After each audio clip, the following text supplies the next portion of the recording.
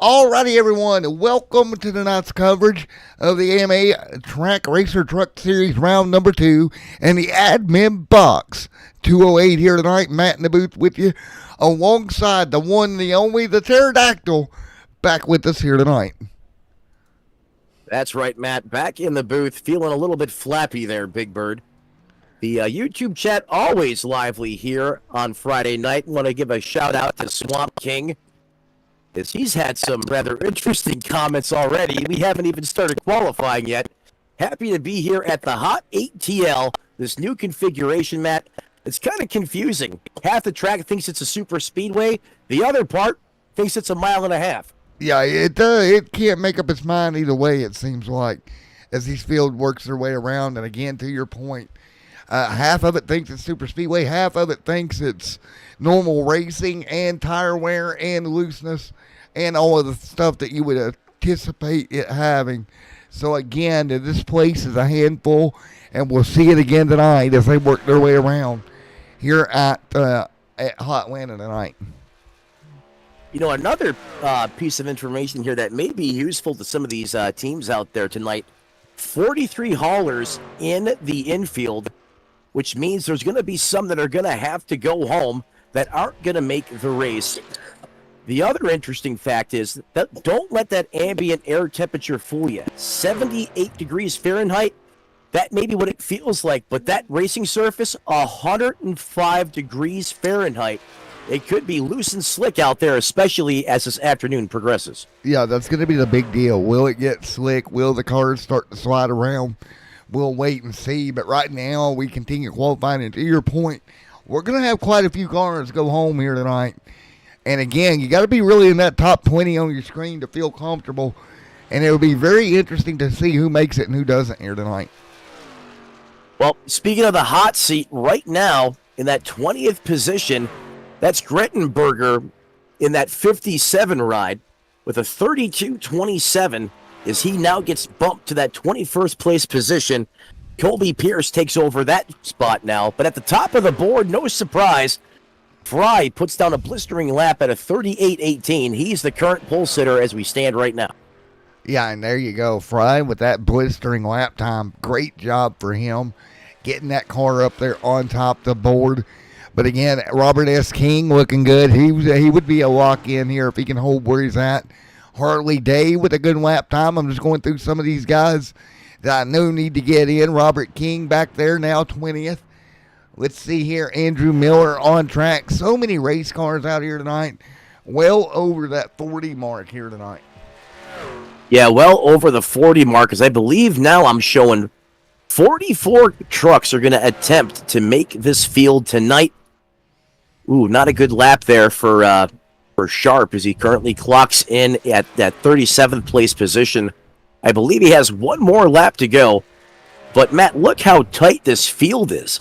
I mean, outside of the pole sitter, or the current pole sitter, I should say, of 92 of Fry, Jeff Clinton, Kyle Heath, Chris Melton basically have virtually ran identical lap times, and then you have to go up in increments of a tenth to separate 5th and 6th. So look how tight it is just inside the top 4, top 5 drivers. Yeah, and that is precisely what makes it so difficult to get your way in here for the main event tonight. If you look at that, to your point, man, everybody right with one another on the lap time. And looky here, Liam Anderson there back to 39th. And David Dunwoody right there up to 24th. Jordan Parker, 25th. So there's a couple of really close drivers here. So we'll be sending home a total of 6 race cars here tonight, bud. And that is going to be quite a few. Yeah, 6, that is too many, and you don't want to be sitting there on the back of your hauler kicking rocks when that green flag flies here tonight. That's going to make for a really long week to have to come back and do it all over again. Is still waiting for, it looks like Hosley, Kendall Paul in the 78, Liam Anderson, Sean Mott, Joshua King, and Jake Turner to go out there and put laps on the board. So Kendall Paul is a lock-in, so he don't even have to qualify. That's a great point there, Matt. So Kendall's in. Not that he would have had time to put a lap up anyhow, but like you said, he is locked in based upon points.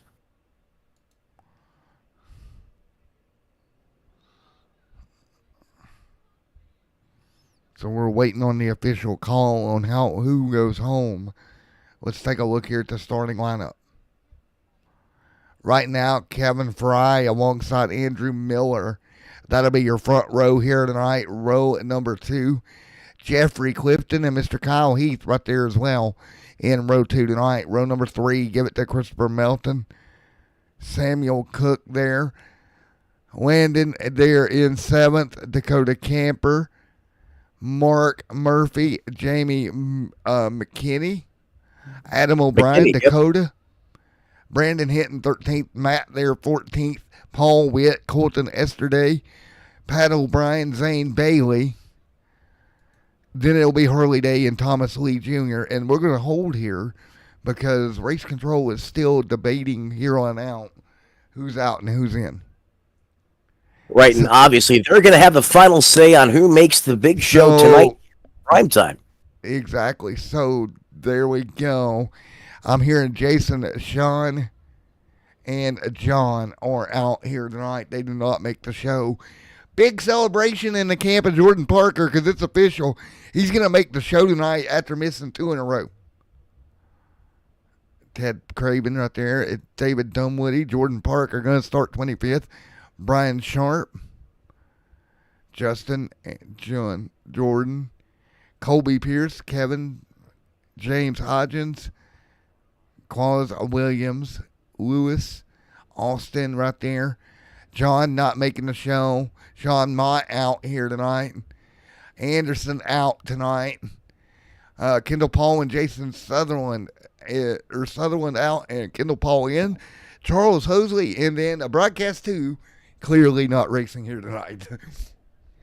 Yeah, we were just out there making some hot laps so we can take the data we got down on the racing surface and bring it up here and use it in the broadcast tonight. Well, with that being said, we're going to get ready to roll. What I'm going to do here is we're going to roll quick commercial break here, and when we come back, we'll be ready to go, Pterodactyl. Sounds like a plan.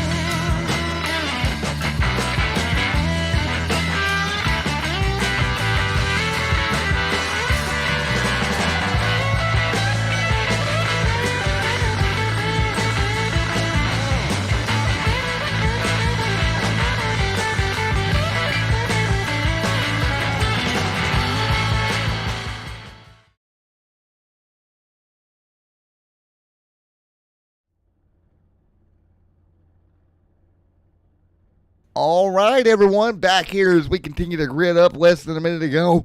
Matt and Pterodactyl back with you here. Well, it's time. We got the grid settled there, Pterodactyl. It's time to go racing. That's right. These trucks and drivers primed for a showdown here in Hot Atlanta. Are we going to see a repeat from perhaps some of these contenders that were up front at Daytona at the World Speed Center of Racing? Or are we going to have some newcomers tonight? Matt, I think this new configuration really kind of supports and, kind of helps these drivers that are really good at plate racing. I know we typically don't see a plate anymore. It's a tapered spacer. But I think, some of these drivers that perform well at Daytona, Talladega just might seem to find the right place at the right time to be here at the end when it counts in Atlanta. Yes, sir, now. But I think only one, or does tapered spacer don't roll off the tongue like plate racing? Tapered spacer racing. That doesn't sound as good as plate racing. Same thing, just another way to say it, in my opinion. Yeah, virtually.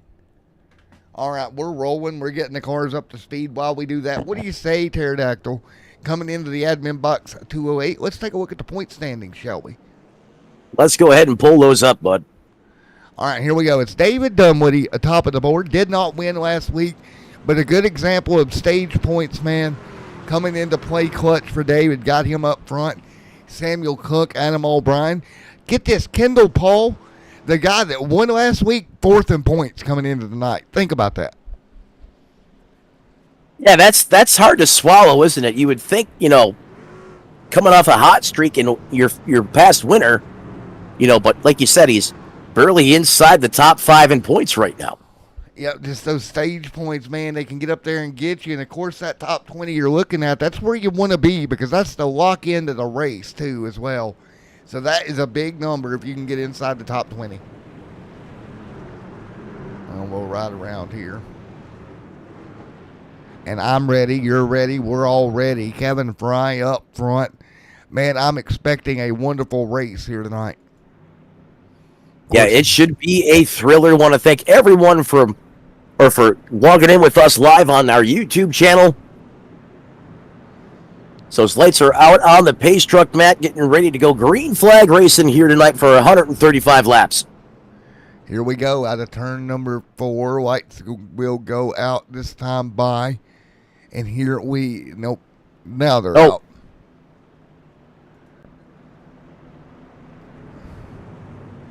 And Kevin right there, along with Adam O'Brien, McKinney, Dakota right there in the mix also. Man, I'm looking forward to tonight. Tonight's going to be a blast.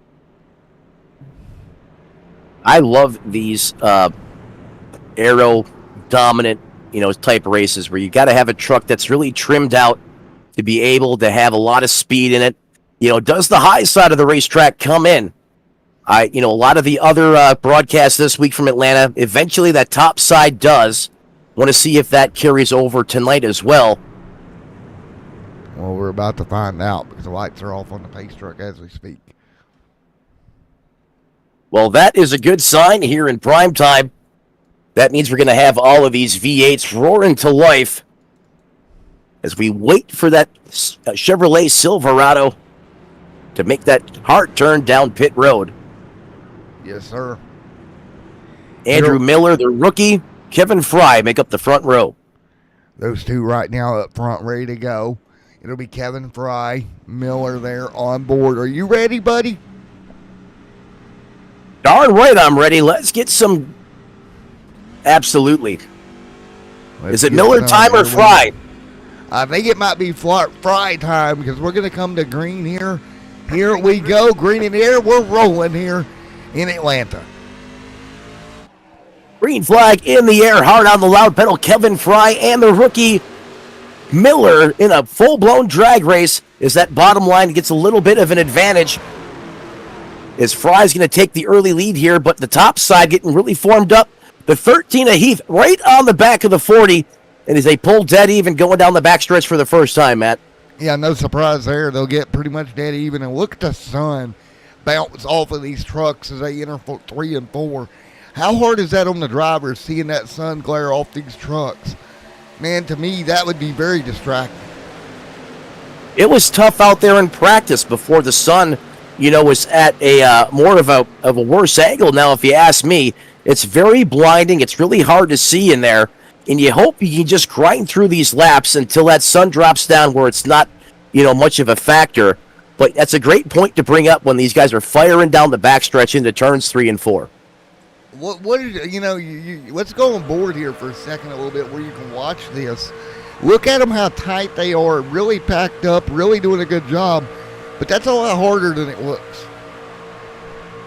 Yeah, it really is, especially when you're going, 180 miles an hour, 2 by 2 like this, just a few inches off of each other. That top side lane prevails early. Is now the 40 and Miller is going to carry the torch for the first time tonight. Yeah, it's really hard to do what they're doing. Taking a look here at Jordan Parker right there. There is the Parker Motorsports here machine. So, he's got to be happy. He's running 20th, but he's in the show here tonight. That's the big thing. Yeah, that's what it's all about, making the big show. You kind of take it, kind of look at this like, Friday night racing, heat racing to make the main event. When you have this many trucks trying to get in, to this race here at Atlanta, you got to be in it to win it, and Jordan Parker certainly did that tonight. did not go 3 for 3. I bet you he's going to be a factor in this race before it's said and done. Yeah, that's going to be the thing you're going to have to watch. How does that play out now that you're in here? He's got to make up some ground, me and you discussed off air.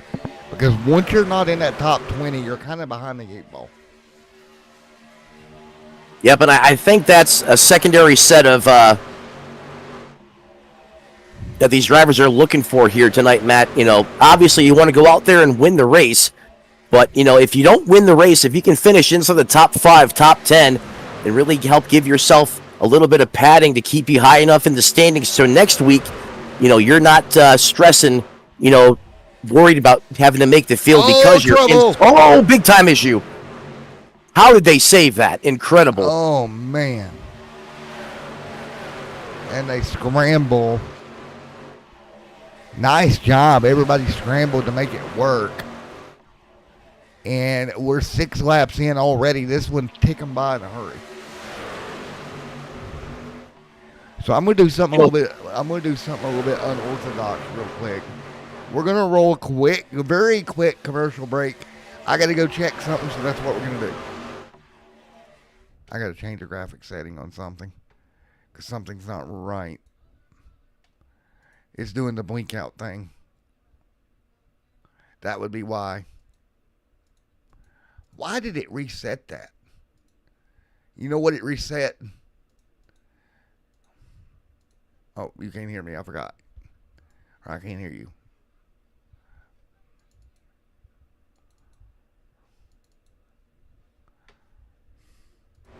All right, my apologies, guys. Sorry about that. I had to make a quick graphics adjustment there, live on the fly. I made a boo-boo pterodactyl. Now I can hear you again. You want to know what I did? I forgot to set the truck limits. You didn't have it show 60 or 64.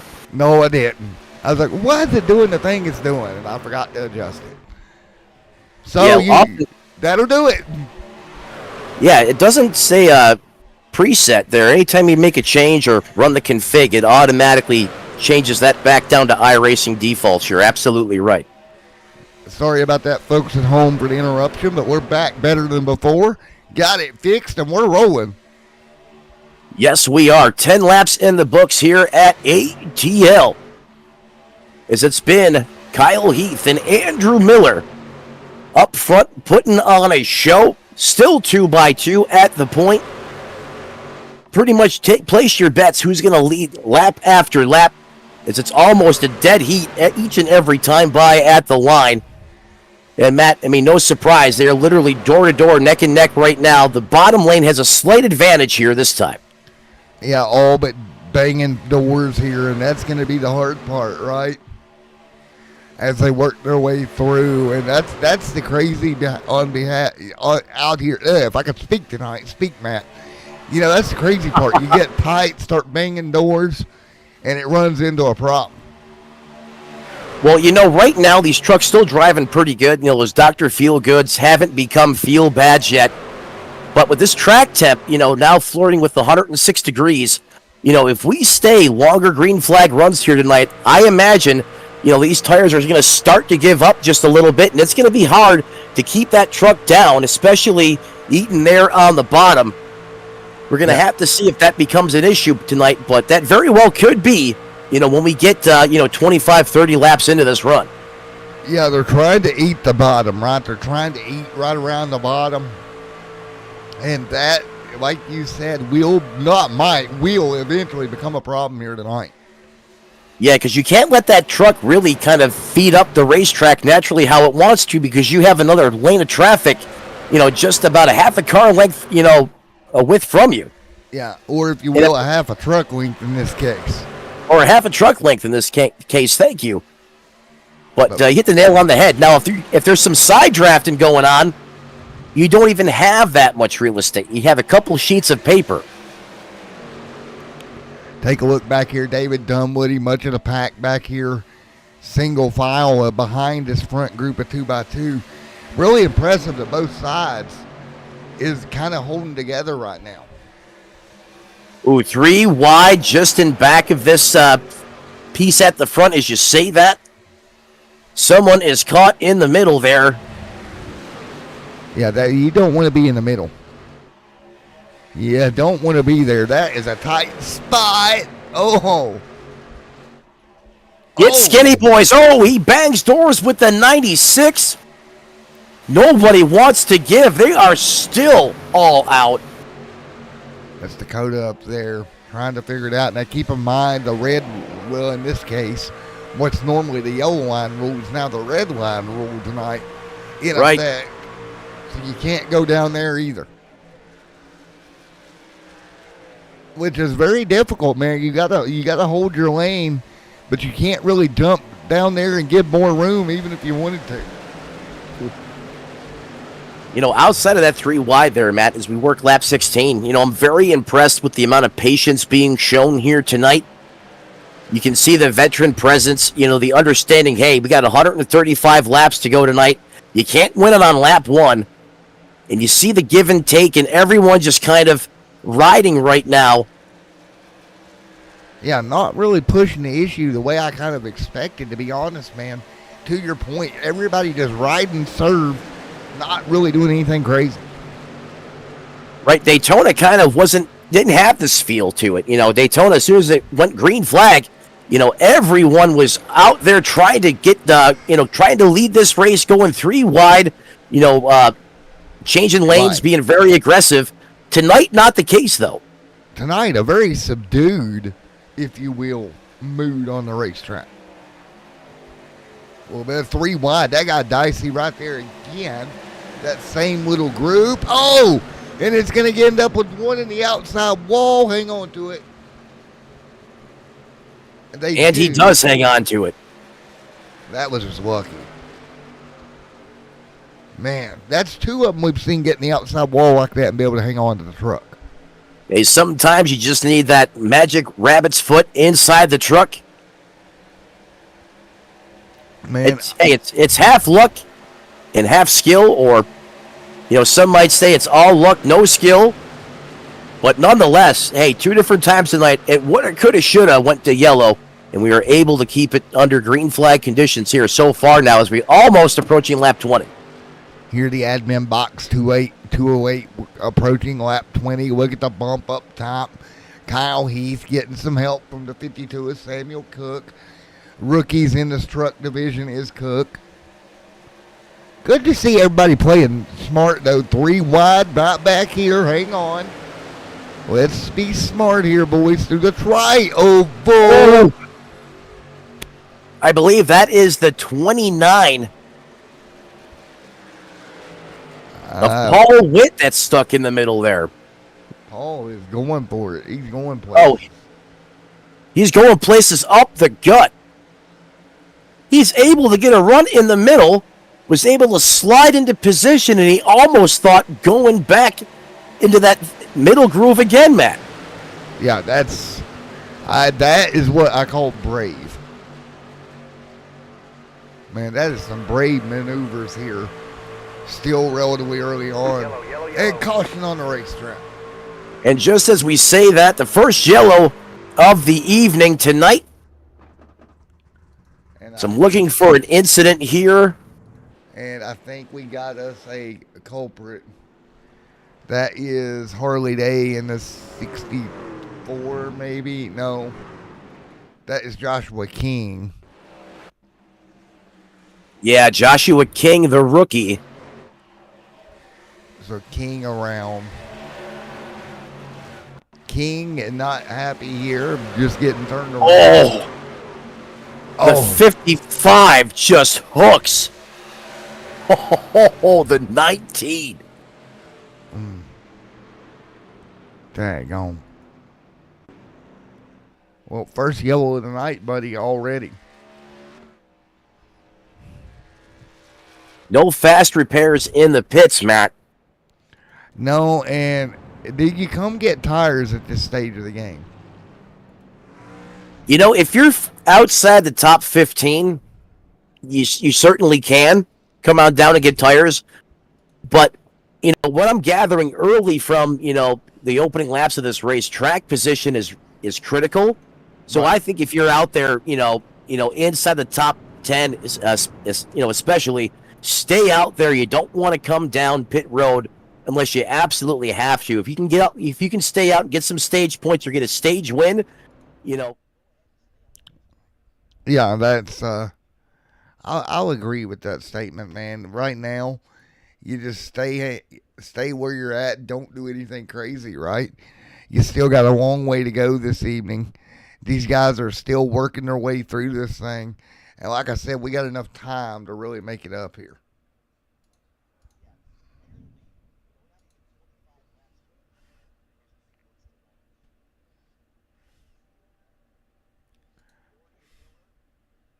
The Heath, I mean, even throw up, Fry into the mix there. Those trucks look really strong. And if you look, I mean, outside of the case of Dunwoody, who was up 18 spots from where he started, he is the biggest mover of the race. There's really not much going on the movers and shakers report right now, which tells me that it's been hard to make moves and pass out here, and that's why I was recommending don't come down in pit road or come down in pit unless you absolutely have to. Well, and there you go. That's your decisions here as they work their way around right now. So here we are. We're about to go back green here at Atlanta here momentarily. This is going to be a good restart here in a moment, I think. A repeat of our opening green flag here. That was a real thriller between Miller and Heath. They were able to get formed up really well on the high side in that second lane. Except you have a little bit of a different dance partner this time on this restart. You're going to have the 52 of Cook pushing the 13 of Heath on the outside. And then on the bottom, you're going to have the 92 of Fry pushing the 40 machine of Miller. Yeah, and that's the thing. You're getting later and later in this first stage. I mean, this is going to be really interesting. Early on like this, you can kind of do a little testing, if you will, figure out who's going to push you better than others. So if it comes down later in the race, you can make a decision. Hey, do I want to restart at the bottom? Do I want to go to the top? What do you want to do here, right? Like, how do you want to handle this? Right. It'd be interesting to see if maybe the 13 here backs up a little bit, try to get a better run here. Or if they just don't try any restart games and they just send it here on the drop of the green flag. Well, keep in mind, we're coming close to the end of stage, lap 30, stage 1. So we're getting ready to give away some points here in a very short period of time. Green flag back in the air once again as we approach the Geico restart zone. The 40 of Miller. It is time to stand on the hammer, and he does as he climbs up through the gearbox one more time. And look at that, the 92 of Fry in tow. He's going to slipstream to 13. He's going to move up to second place position. It is single file, but no. Now that outside lane decides it's time to go, is here they come roaring into the 3 and 4 complex, Matt. And take a look right here in 6th. It's almost time for the pay window to open for points. And look who's here. It's David Dunwoody. Go figure. Right there, your points leader. Yeah, and he has been the one truck that has been able to claw his way through the field. He's now up 18 positions. Dunwoody's in it too. Here we go. Dunwoody, points leader hard in the wall. Multiple trucks. Holy cow. In the words of Phil Collins, I could feel it coming in the air tonight. And Dunwoody was absolutely destroyed. Multiple trucks involved, and Matt, you don't want to see that. Let's see. Jordan Parker's threw it cleanly. Let's see here, because now the yellow flag will fly. Now, I don't know if this may end up ending the stage here. We'll have to see. But we know one race that is in trouble, and that's your points leader of David Dunwoody. Sometimes plate race giveth, sometimes plate racing taketh. That time it was taketh. Oh, wow. As it virtually took everybody involved in that one, as it was literally raining parts into the grandstands. Oh, geez almighty. Cars sliding everywhere. Oh, man. So again, this should be the end of the stage right here, in theory, at least. Waiting on race control to confirm that. But something tells me indeed this will be the end of the stage. A little birdie, if you will. Let's go on board with Kendall Paul for this. Holy moly, dude. That was a huge one down the back straightaway. Yeah, I mean, you got trucks pointed in the wrong direction, scattering all over the racetrack, ricocheting off of each other. Parts raining down into the RV lot. Oh, the 08 just backdoors it into the fence. He was unchained, all right. Trucks scattering, trying to find a way to get through. The 56 finds a way through it. There you go. This will be the stage yellow. Race control just called down to the broadcast center. So stage one now in the books, and this coming off of a very big incident out there on the racetrack, Matt. I believe that stage going to go to the 40 of Miller. That will go to Miller here. So Miller will get the stage win. Jeffrey second. Martin Murphy fourth. Christopher Melton third. Jamie McKinney fifth. Adam O'Brien, Brian Sharp, Robert S. King, Zane Bailey, and Jordan Strode will be 10th here tonight. How about Brian Sharper in that 125 ride? He started in another county at the start of this race, and suddenly he's up 19 spots inside the top 10. Kind of took a page out of Dunwoody's playbook, but he just got smoked right before this caution came out. Yeah, and that's the unfortunate part, right? Brian Sharp making it work, moving forward, and then his buddy over there at Black Magic gets collected in that very incident. It's like you said, sometimes you got to have lady luck on your side. Sometimes, she's rewarding. Other times, she's going to take a little bit from you. And, like you said, the points leader may not be the case after all is said and done here from Atlanta tonight. Yeah, it's not, it is what it is sometimes. Hey, but that's why, you come out here in your race each and every Friday night. You never know what's going to happen, who's going to wind up in victory lane. Especially in this truck series where there's so much talent spread across the board.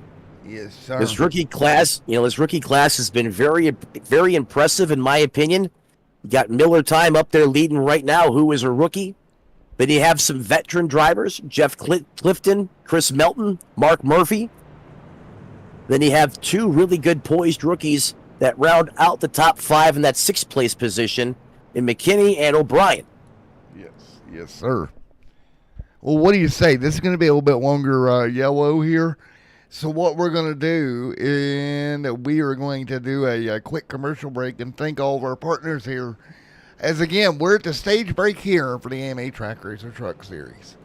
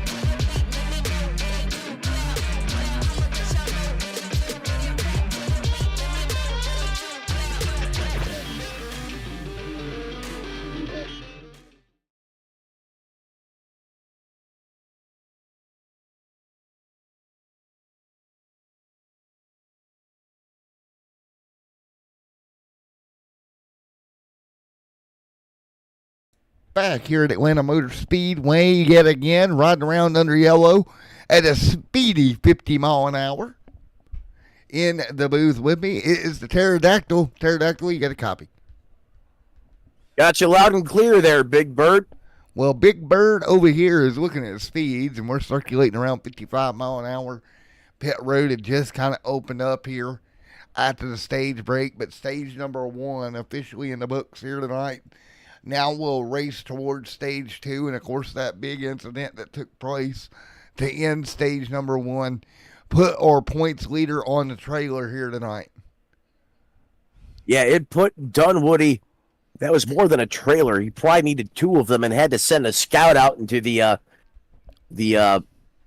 oh my God, I can't speak now here tonight, Matt. I guess it's contagious, as now pit road becomes the hottest place in the joint, being led by Andrew Miller in the 40. Everyone coming down, getting service on their trucks. You don't want to overshoot the box. You got to get all 4 tires stopped inside those white lines. And you want to get a good pit stop here because track position looks to be ever so critical right now on the racetrack. Yeah, that's exactly it. 32 on the board. And there we go. We'll roll through.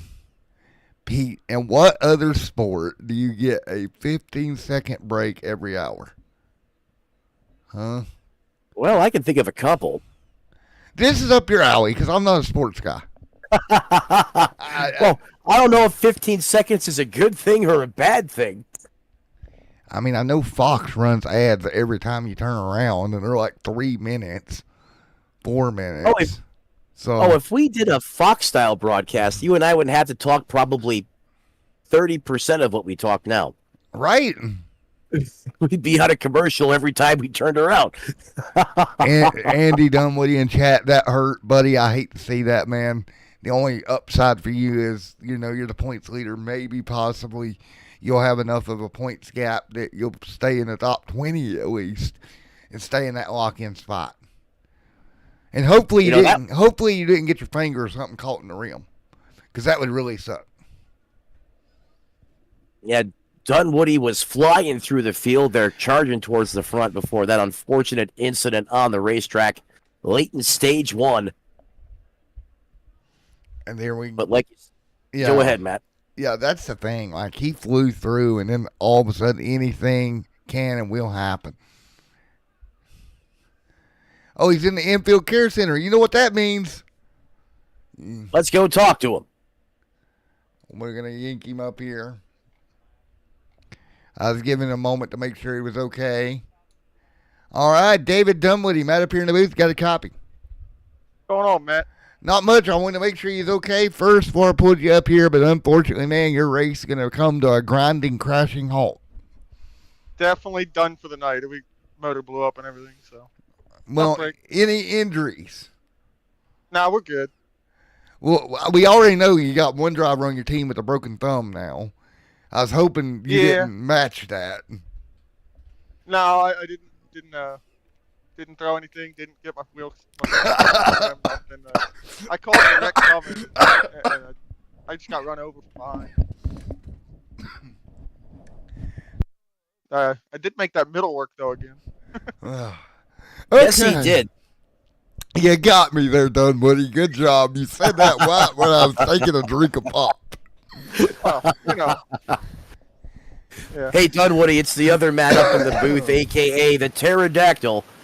It seemed like it was hard to make moves out there on the racetrack, except for yourself and Sharp. You were just flying through the field. Do you think you could have gotten all the way up there to the point if that incident didn't happen? I definitely think we had a shot at winning the stage there. That's the only reason why I started going. I saw it was lap 19, and I decided it was time to go to the front. And I just started picking my way through the middle, and then that yellow came out. We were going to restart on the back bumper, like third in the top row, and I saw somebody dive to the bottom. So we were going to be able to push whoever was in front of us. I think it was a 52. We were going to try to push him to the lead there, but I don't know. I think we could have done something with him. Yeah, I agree with you on that one. I mean, it's unfortunate that the Wile E. Coyote just happened to drop that Acme bomb right in the vicinity of your truck, but sometimes that's how it goes with this style racing. But nonetheless, it was fun to watch you out there while it lasted.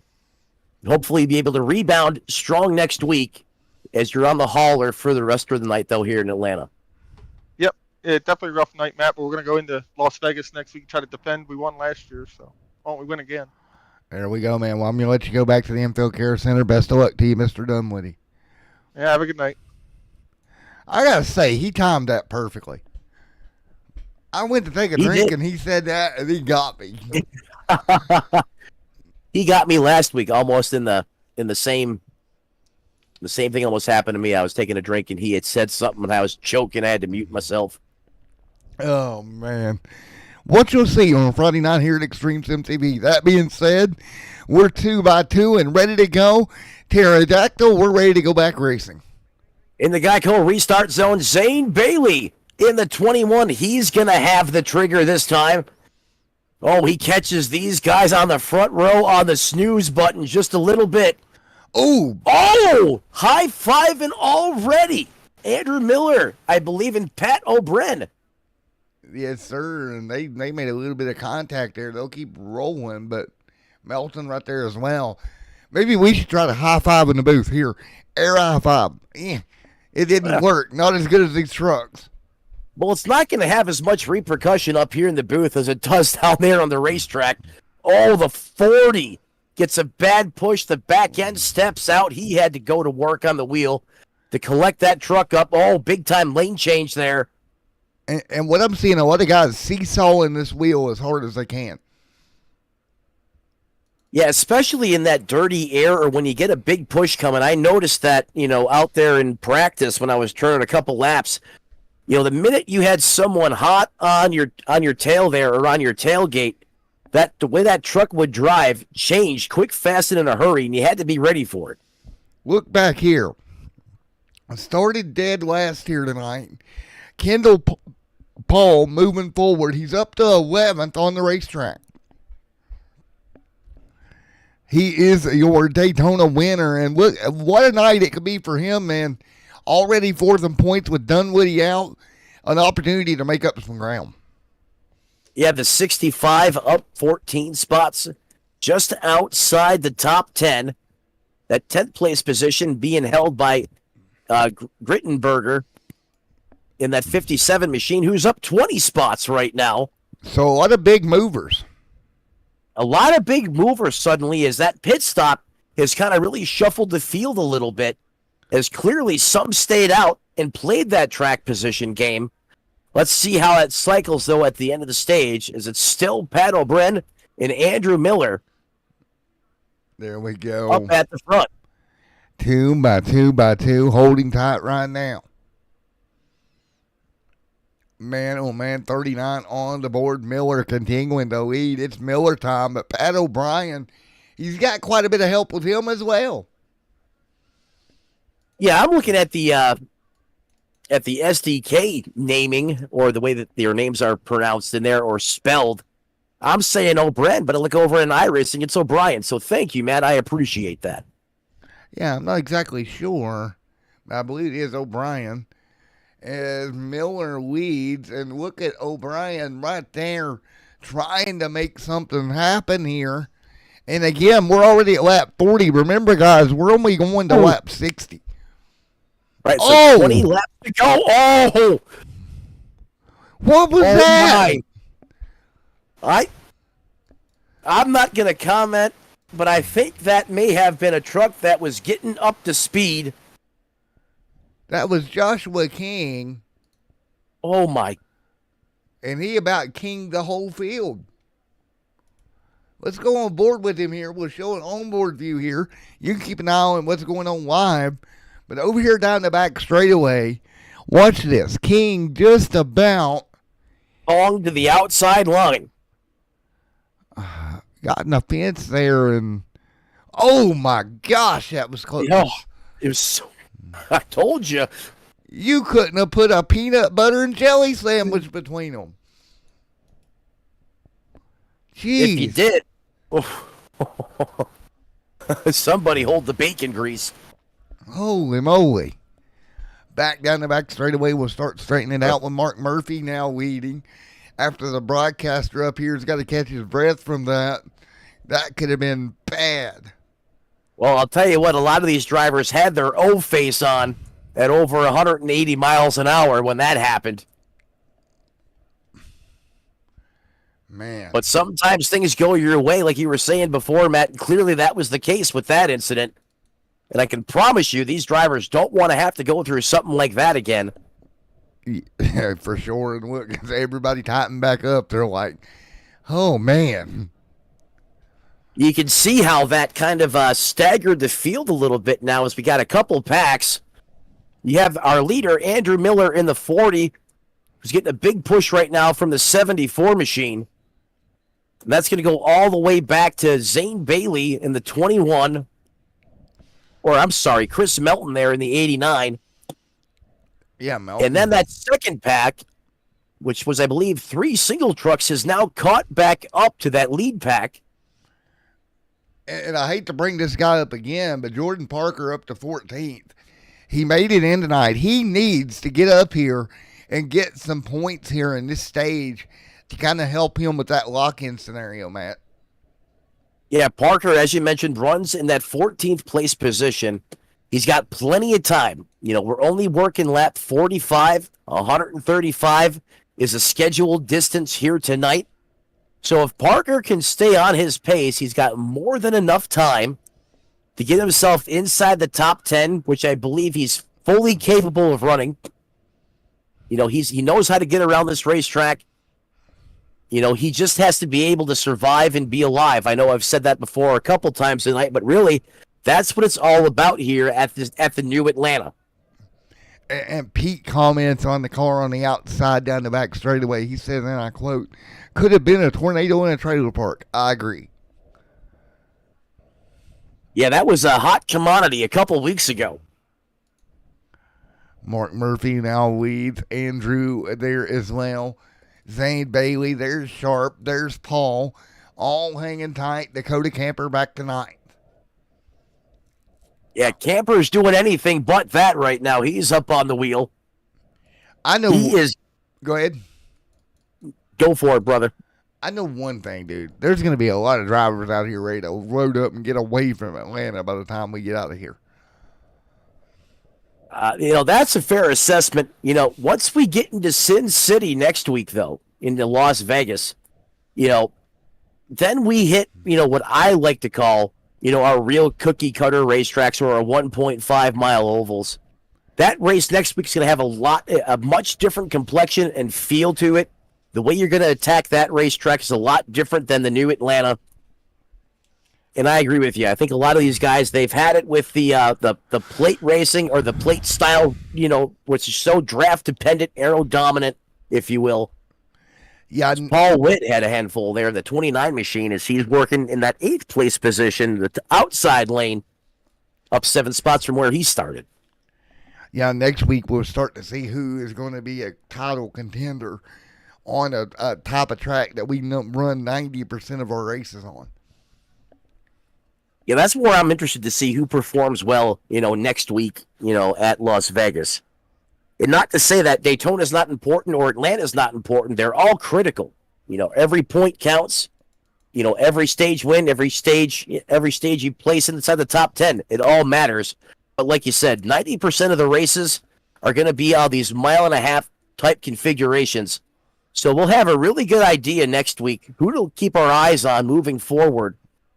Is it's getting hot and heavy at the front all over. Yeah, and they still continue 2 by 2. Oh, no, not again. Wide. Oh. Every time I see a lap truck now, I'm going to get squeamish.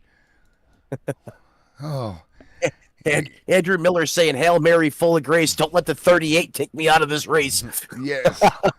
Yes, by the time this race is over, my voice is going to be like 10 octaves higher.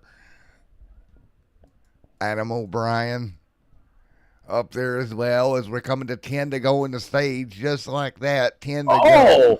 Ooh. Somebody is bouncing off the fence on the high lane there. Man, that looked like a ping pong machine there for a moment. Oh! He just came up and gut checked the 96 of Dakota. Hang on, Dakota. The 25 King just clobbered him. you know, I've got my admin hat over here sitting beside of me for after the race. I have a feeling I'm gonna have that one on for a while tonight. That Dubby sponsored machine got served up a doobie.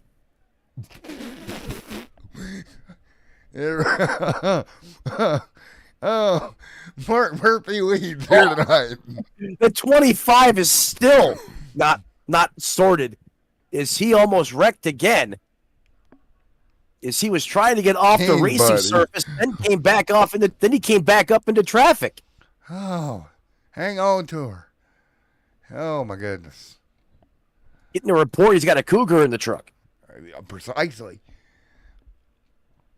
Zane Bailey up front. Now we're down to, what's this, 6 to go in the stage with 82 to go here tonight? Yep, 6 to go, and this is right where the intensity picked up here at the end of stage 1, or near the end of stage 1, where we've seen that massive incident. Do we see a repeat again, or do we run this green all the way through to the end of stage 2? Mark Murphy, Mr. 69 time, continues to carry the torch here. Zane Bailey, the rookie, all over him, though, making sure that they run 1-2. There you go. I feel like I'm in the Matrix all over again as they're stacked back up. Just looking for somebody to make to zig when they should have zagged as we come to 5 to go in the stage.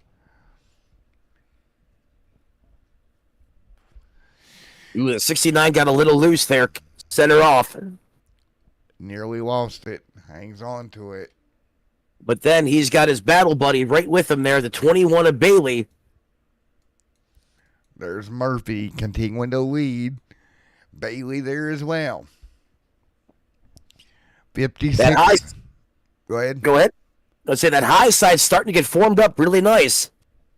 I think you're going to see a push here late for the stage win coming off the top. There's the 20, what's that, Bailey backing up a little bit, trying to get a run. You got to kind of time this to make it work, right? You know you're about out of time. You got to time it perfectly. Right, but you don't want to time it so the push comes in the corner. That's when these trucks are loaded up, you know, talking about the suspension, of course, you don't want that push to come in the corner. That's when things go bad in a hurry. Here we go, 57 on the board. It's the 25 eats the fence. Keep it up there. And he kept it up in the cheese grater. We stay green.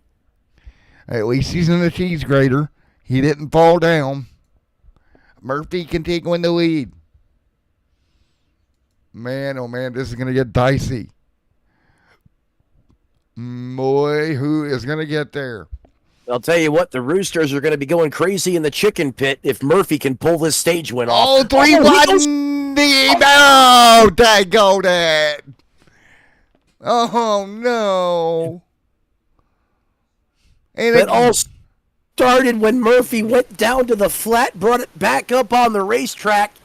That checked up the bottom line, and it blew up from there. Bailey involved, and look who got through this one again.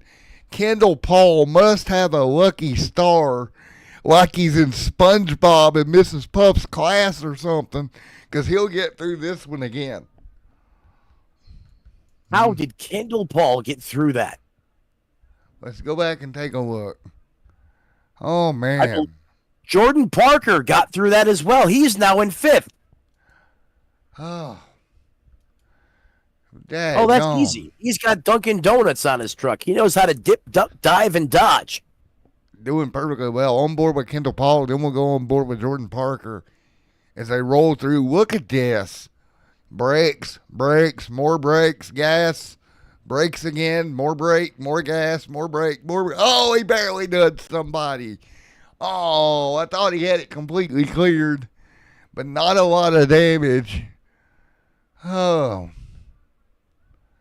Well, and look at Jordan Parker. Was worried about making the race. He's going to miss the wreck and score a top 5 in the stage. That's getting up on the wheel, going to work in your office inside the cockpit of that Chevrolet Silverado. On board. They say America runs on Duncan, and he's showing you why. Is that 65 is now inside the top 5 in that 5th place position. You ain't wrong, Matt. Holy moly. Oh, geez almighty.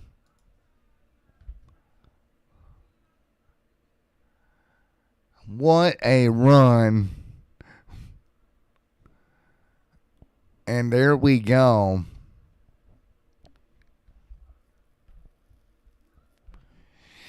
So lap 60, the end of stage 2, and we've done got somebody choked on their dip in chat. That's not good. Somebody called the ambulance. I've been there, done that, buddy. That's not fun. Oh. Extreme Sim TV is not responsible for any hospital bills resulting from this broadcast. Oh, man. You don't want to yak on Kodiak during the race, that's for sure. No, that is not what you want to do, sir. No, well, it's hard enough to do that, let alone then drive at the same time. Yes, sir. What do you say we pay some bills and go to sponsors and play like we're Fox for a minute? Yeah, we got to get the partners in. Let's go pay some bills. We'll be back. Got to keep those lights on. There we go. We'll be back in a moment.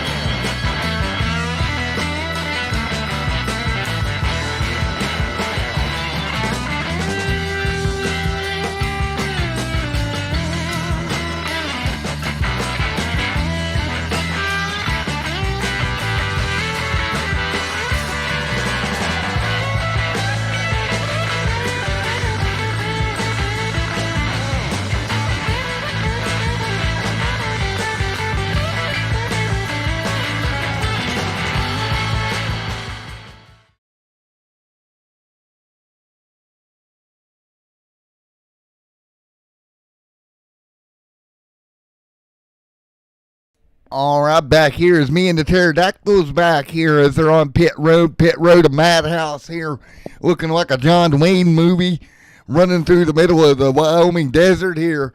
Wyoming desert, what? I didn't know they had a desert in Wyoming. Anyway.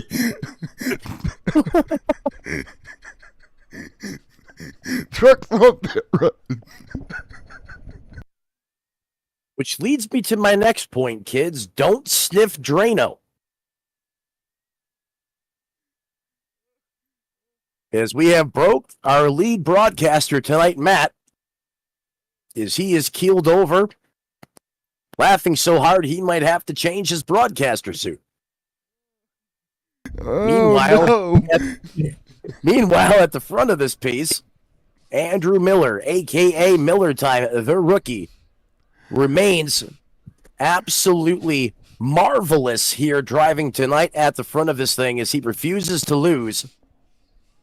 That 40 has been awful strong. Mark Murphy, Mr. 69 Time or the Chicken Pit. I love the sponsor of that truck. Oh, man. That sounds like he's been up in gas. No, I promise no. However, my high school geographic teacher might want to have a word with me. So we'll get ready to get this one going yet again. Then in that fourth place position, you got Easter Day and Parker, who was worried about making this race, barely got in by the skin of his teeth, and now in that fifth place position, Chris Melton, Camper, and Bailey somehow back from the dead, as I thought that truck was absolutely destroyed from that wreck. Couple trips down pit road, and now it doesn't look that bad, Matt. No, it don't look bad at all. It looks like it's in pretty good shape, to be honest. Yeah, I thought that 21 was hurt a lot worse than what it was. Man, this is going to be one heck of a run to the end. I have a feeling you guys at home. We got 63 in. Man, we talked off air. We think this is going to come down to a crazy finish. But if the stage breaks are any indication, the end of this race is going to be insane.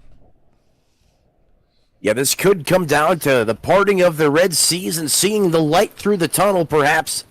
Almost like at Daytona. As we've had chaos break loose, coming to the end of both these stages.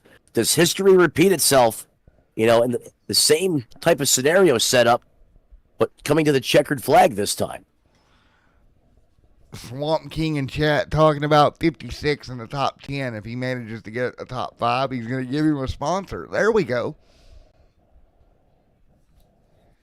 Getting sponsors on some of these trucks. Well, that'll certainly get Matt up on the wheel, make him drive just a little bit harder. But here's the thing. I want to see a Swamp King sponsor on a truck just to see what a Swamp King looks like. I got a Swamp Donkey on my truck. I guess that works. I mean, it's not Swamp King, but it's close. Dumb Woody, I can't see over my hood. I hope they fix more. Well, that's a small problem, Dumb Woody. Yeah. If you can't see where you're going, you might not want to be out on the racetrack. Oh, no. That could end very poorly.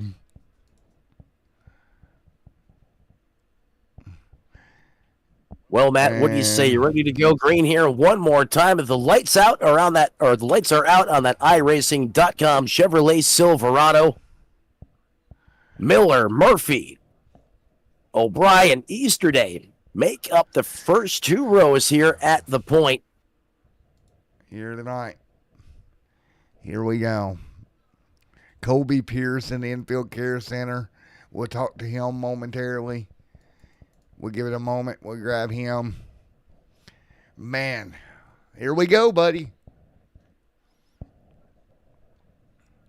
Trucks. Does Miller retain his restart dominance on the bottom?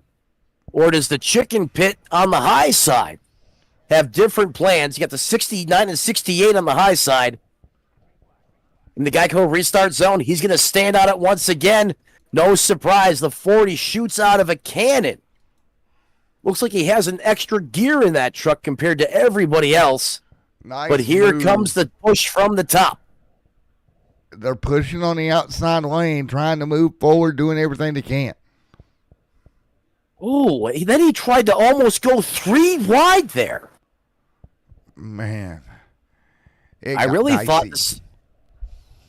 Yeah, I'm surprised that the 60 machine there of Easterday just thought about pushing it 3 wide. If he would have stayed hooked up there, with Murphy, they probably could have both cleared on the bottom. But we're still 2 by 2, side by side. Slight advantage now to the outside lane as the 60 Easterday picks up 69 time. Mark Murphy at the point. It may have the advantage going into 3 and 4. Once again, look here at the outside line. I think that lane has the momentum behind it if you can plan it right. If you can keep the trucks lined up and not get out of shape, I think you can get the big run and pull out ahead here. Well, especially if you start pinching the bottom lane down and don't allow them to come up off the corner just a little bit. That's what you're going to have to do. You're going to have to work that car down as you go down the back straightaway here. And again, look how tight everything is as well, Matt. Yeah, they are racked and stacked. That's for certain. You could pitch a tent just about at any spot throughout these 2 lanes. That's how tight they're just, on top of one another right now. 2 by 2 by 2, just about every single row inside the top 20 right now. And not backing off of it, right? No, you can't. You're almost 70 laps into this thing now. Laps are starting to count down. You're going to see the aggression come up. The sand in the hourglass starting to creep away. Another truck there in the fence coming up to speed. Does a great job staying out of both lines of competition there. He didn't try to scare us like the other guy did earlier. No, I was worried about that at first, but I heard him on the radio. He knew that the leaders were coming, and he got as high as he possibly could there. Get out of the way. Murphy doing a great job leading that bottom lane alongside Andrew Miller. Miller right there pushing forward. We're getting down to party time, boys. Lap 70 now being written in the history books. You know, I know what you were saying about the high side, that top lane, and I've said it too, Matt, but it seems like every time Andrew Miller is going to get or fall victim to that outside lane, he is able to get a little extra performance or a shove from that 74 of O'Brien and just give himself enough to keep him right there, you know, battling door to door with that top shelf. Yeah, and they're holding it served by two. As I just got roasted again in chat. That's great. Mark out front. No, not quite as high. Not quite as high. I agree, Swamp King. I agree, sir. Andrew right there as well. You know, I want to thank all of you guys, including Swamp King, for being active in the YouTube chat tonight. Sound off. Let us know you're here. Heck, let us know who your favorite driver is. We'll help them get some more screen time as well here this evening. Is it still a slugfest in the trenches? Here at the point is the 40. Now clears the top lane there by a truck and a half. Or who you don't like on the other side of things, because then they'll give them screen time and you can throw stuff at your TV. Either way, it sounds like a party. Here we go again. Here comes the 19. Does a much better job that time staying out of the way. Oh, my goodness. So tight. You just have no room around here. That's the real issue. Right? Like, this place is so narrow. It honestly surprises me how narrow this place gets in a hurry. Yeah, there's certain points on this racetrack where it shims up. Yeah. And things get awful up close and personal. That's for certain. Yeah, it gets shimmed up, and when it does, man, it gets tight, and it gets tight in a hurry. As you see, again, Andrew out front, Mark Murphy there as well. Jordan Parker in the top 10. What about Dakota Camper back here in 9th? Pat O'Brien right there in 10th. So that top 10 is very, very stout right now. Yeah, stout, I mean, all the way through, I believe. You know, you have some really good drivers, you know, stacked inside the top 10. You got some other drivers that were good earlier on, but have a little bit of damage, including that 21 of Zane Bailey. That 13 was right up there at the front until that second caution flag flew over the racetrack. Is he still has some more time to work on it. Going to have to at least make one more pit stop, I think, before all is said and done here. Yeah, you'll have to make one more before we end the party here tonight in Atlanta. But the question becomes, will that be a green flag stop? Or, Matt, would this possibly be a yellow flag stop? Well, if it's a green flag stop, that's really going to change the complexion of this race. It's going to stretch things out a little bit, as we often see at Daytona or Talladega as well. Obviously, if it's a green flag stop, you're not going to really have time to work on your vehicle. That's precious time. You know, you're losing out on the racetrack. Right. But we haven't crossed that bridge yet, so we just don't know what it's going to be like until we get there. Yeah, that's going to be the question, right? How does this work out as we get down to the end of this? Of course, Miller continuing to lead with O'Brien there. But can somebody deeper in the pack, like a King, like a O'Brien, Bailey you talked about, recovering after damage? What about Williams back here? We haven't talked about last year's El Champion all night. Can they sneak through and become party at the front of the field? You know, I really feel this is like, you know, a Daytona scenario. You got to be in it to win it, and anyone can win at Daytona, and I think anyone can win here tonight in Atlanta as long as you are alive and running on the last lap of this race. You know, we both picked them to possibly win this race tonight. That 65 of Parker continues to climb the scoring pylon, now into that 4th place position, Matt. Yeah, Parker continuing to move forward here. And again, can he move forward far enough to make it happen here? So we got a little bit of lap traffic. No.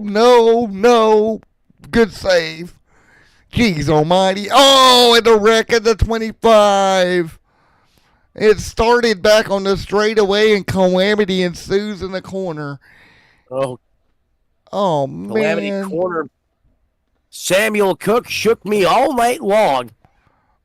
Let's take a look here. They just get all stacked up, and eventually you run out of room, and unfortunately it was King, the person that got turned a couple of trucks in the outside wall as well. And again, we see lap traffic play a victim to the field here tonight. So yet again, caution is out, and let's see. Oh, we don't have anybody in the infield care center right now. I was going to grab Kobe, but he left the infield care center on us. And we are under yellow once again, buddy.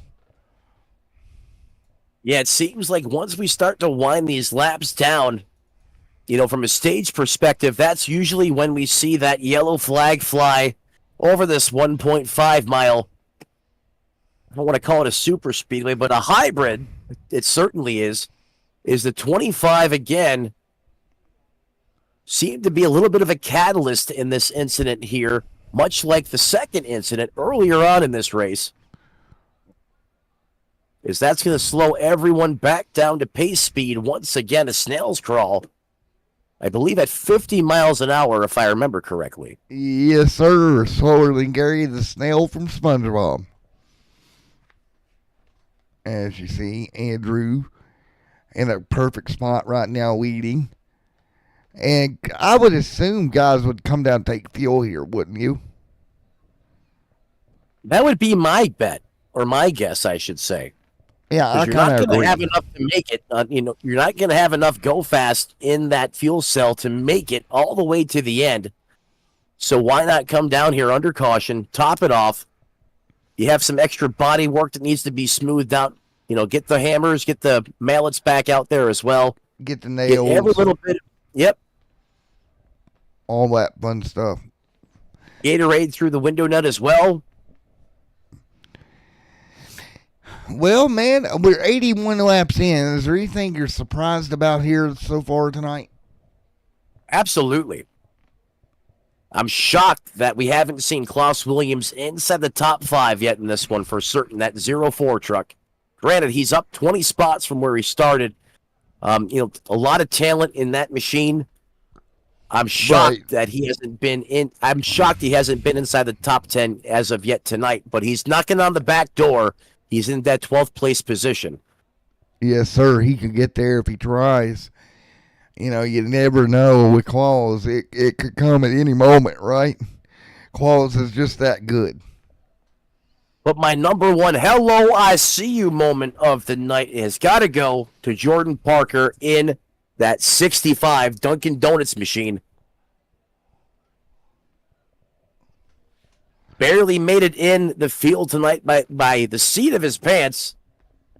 And now he's up there contending for a win here tonight, Matt. That's got to be my number one highlight of the evening. Yeah, mine as well.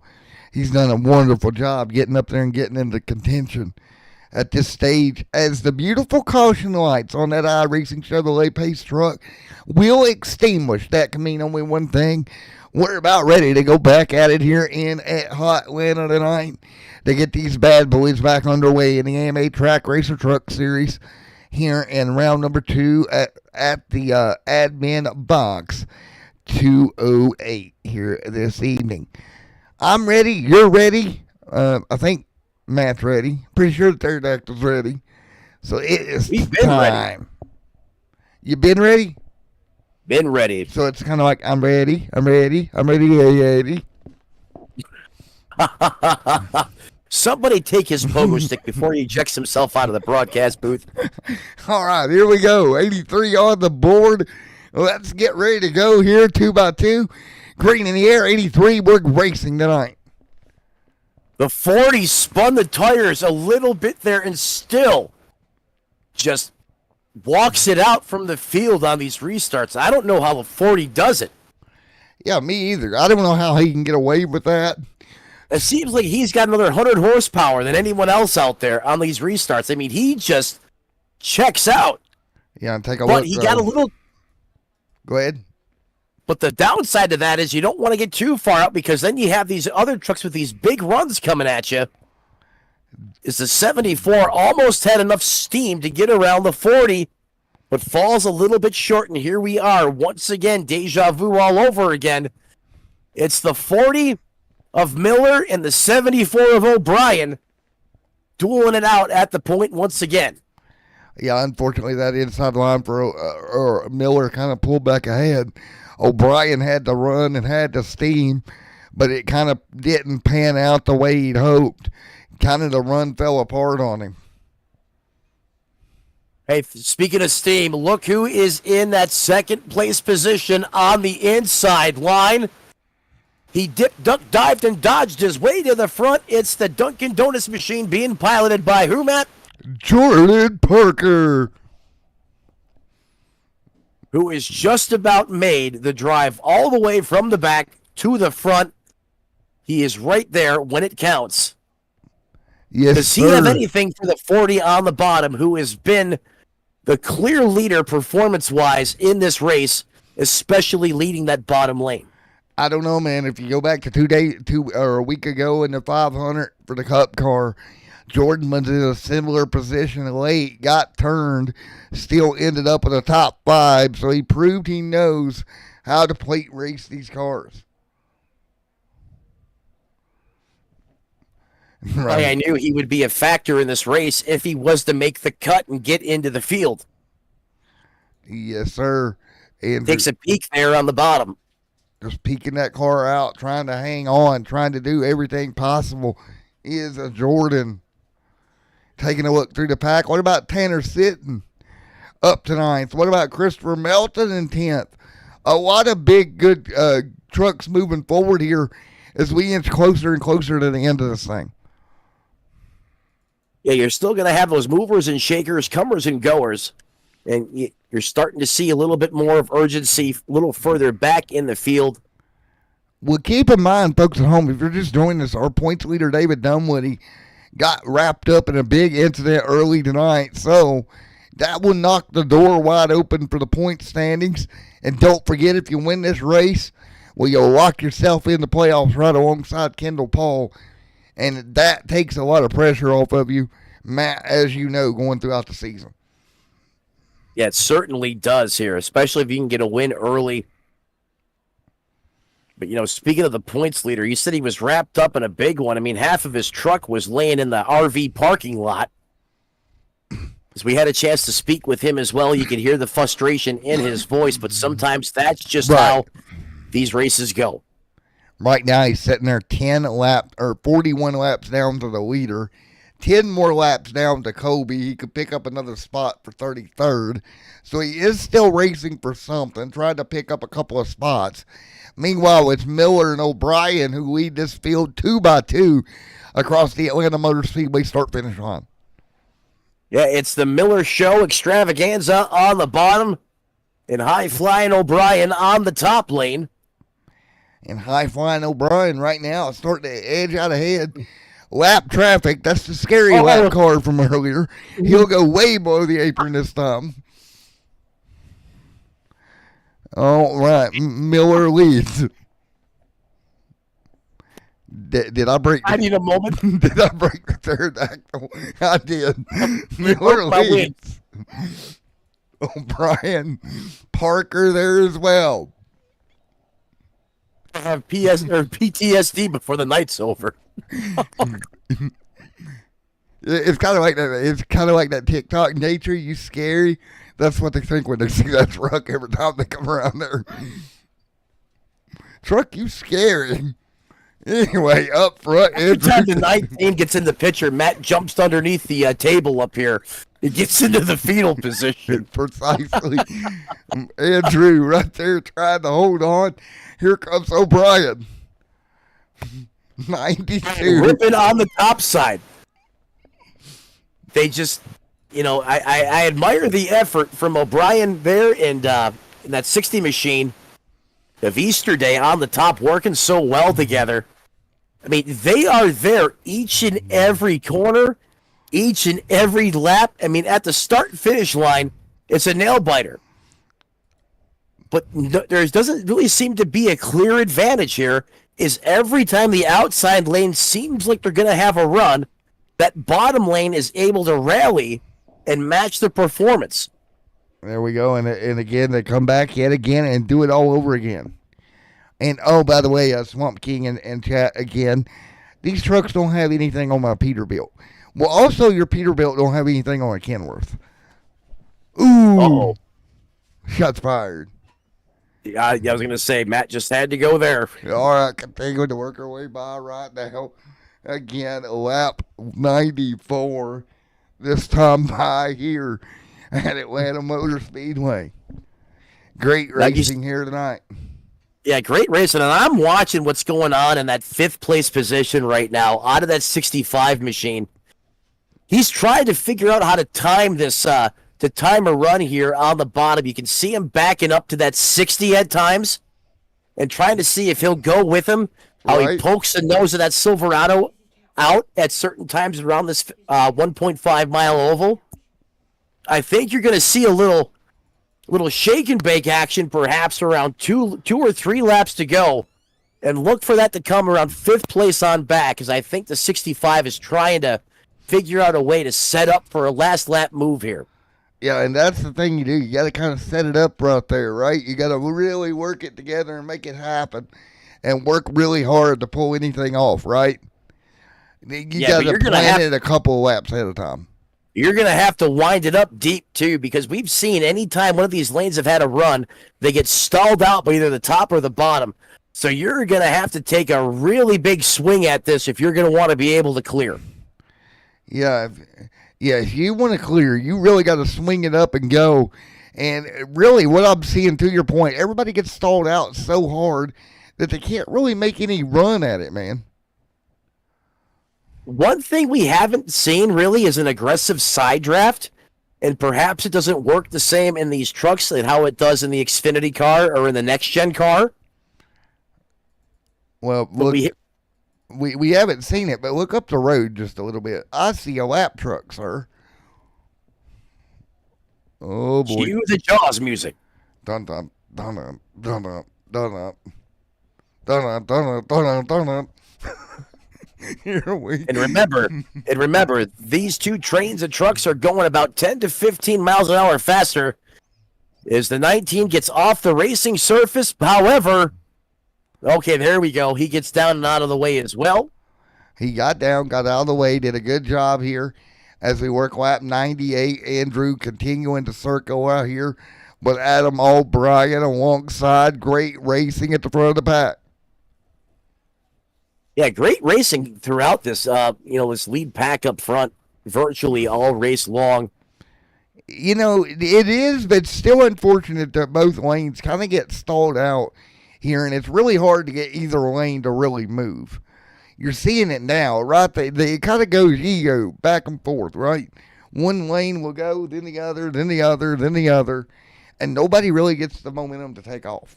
Yeah, I mean, it'll tease you a little bit. You think, hey, we're going places. It's just as you pull even with either that lead truck on the bottom or the guy on the high side, it's like the air brake gets deployed.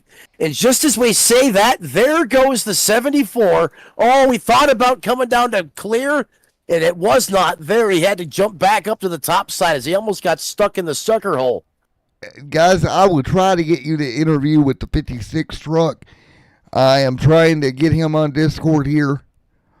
I will try my best to get you guys an interview. They're wanting to interview with Mr. Matt there, but I don't see him in Discord's the problem. Yeah, I'm not seeing him either. So we're desperately trying. If any of you guys have him in your communications, want to talk to the 56, we want to help you guys out. But you kind of have to be in Discord unless you want to dial in directly. I mean, I just don't see him. I'm still looking. I am too. I'm just not seeing him. Oh, he's hiding.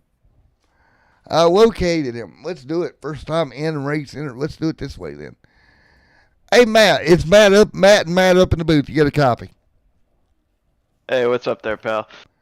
Not much, man. Well, unfortunately, your night looks like it's kind of slowly come to an end.